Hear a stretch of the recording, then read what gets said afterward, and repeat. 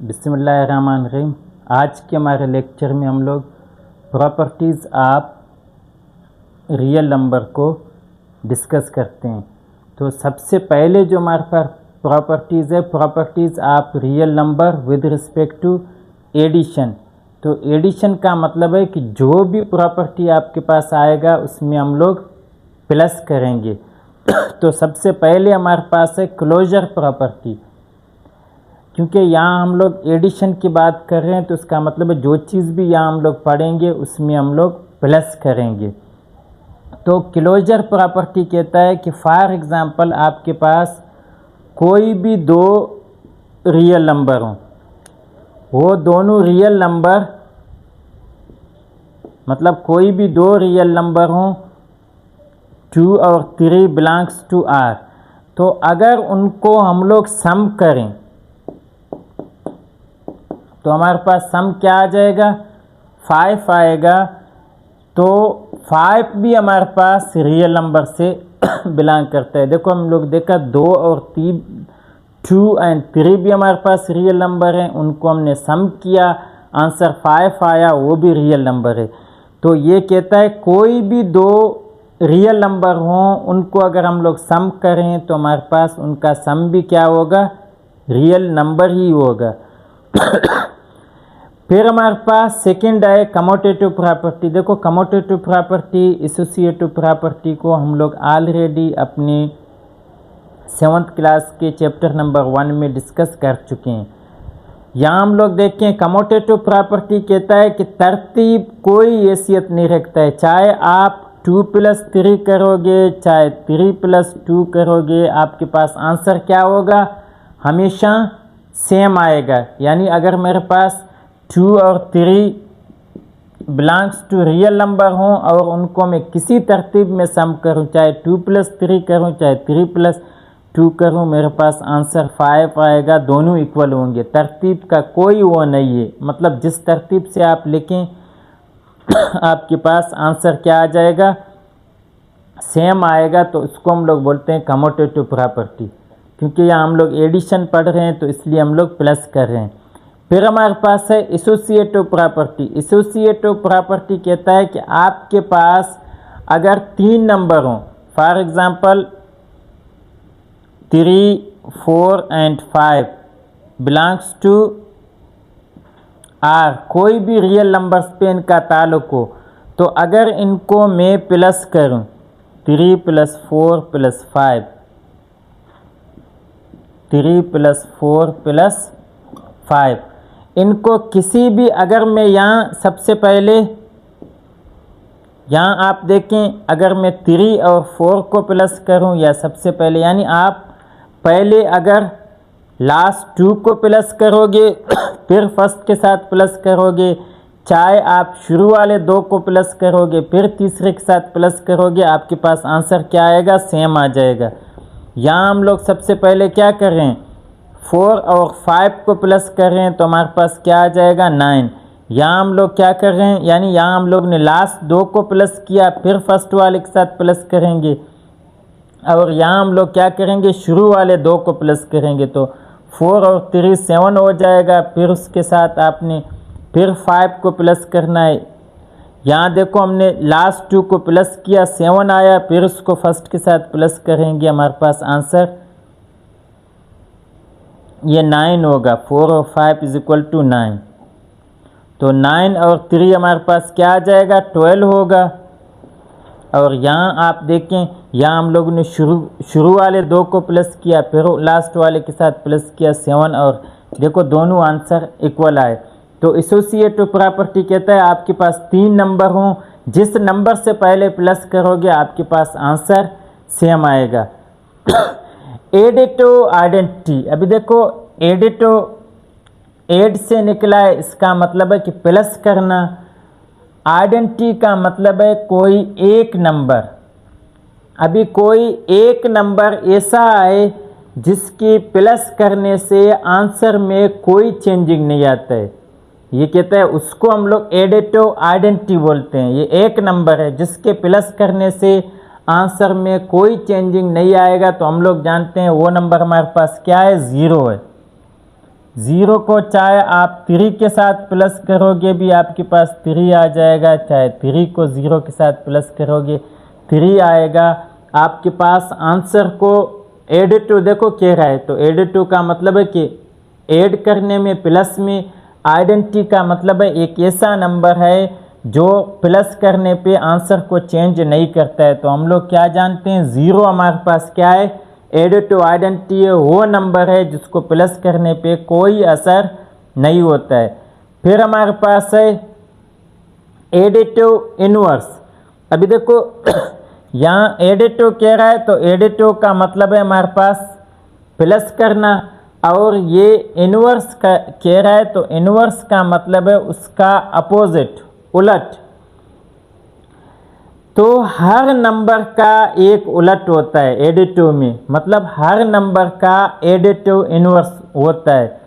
तो वो इस तरह होता है कि उस नंबर को हम लोग दोनों को आपस में प्लस करें, हमारे पास आंसर 0 आ जाए। तो हम लोग जानते हैं हमारे पास अगर 3 हो या -3 4 हो, या हमारे पास -3/4 हो,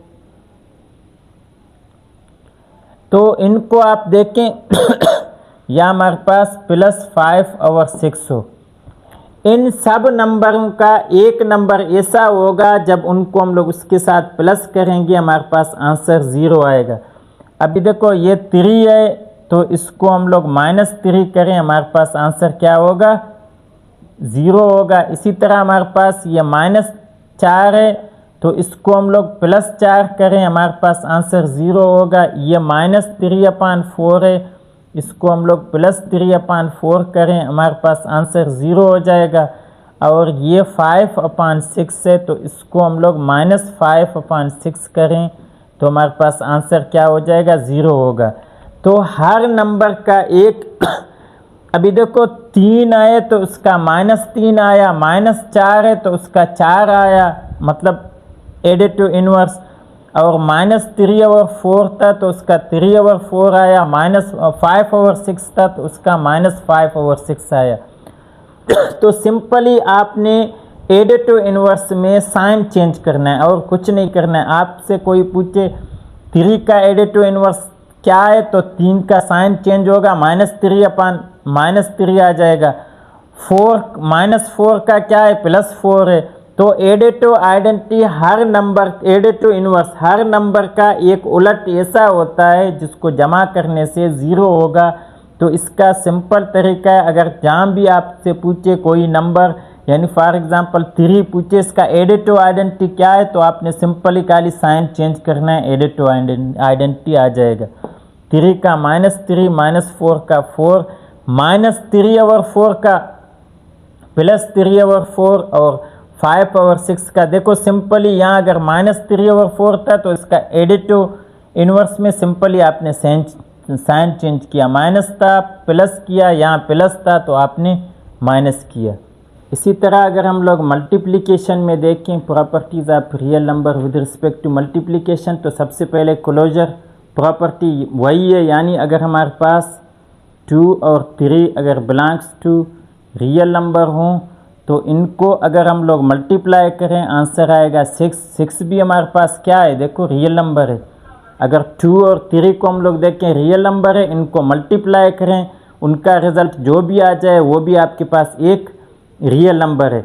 फिर हमारे पास कम्यूटेटिव प्रॉपर्टी में वो कहता है कि आपके पास अगर मतलब कोई भी 2 नंबर हों, रियल नंबर से हों, तो आप उनको अगर मल्टीप्लाई करोगे जिस तरतीब से,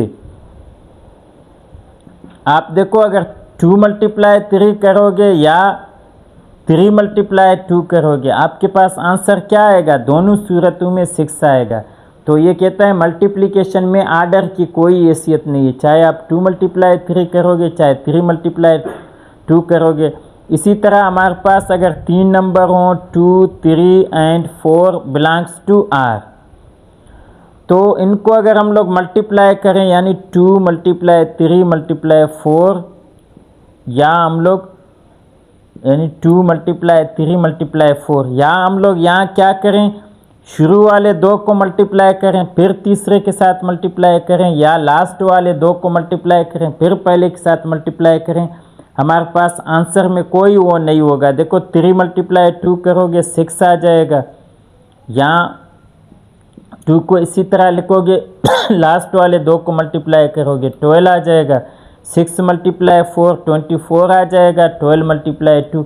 यानी जिस तरतीब से आप मल्टीप्लाई करोगे, शायद शुरू वाले 2 को करोगे मल्टीप्लाई, चाहे बाद वाले को करोगे, या बाद व लास्ट वाले 2 को मल्टीप्लाई करके फिर पहले के साथ मल्टीप्लाई करोगे, आपके पास आंसर सेम आएगा।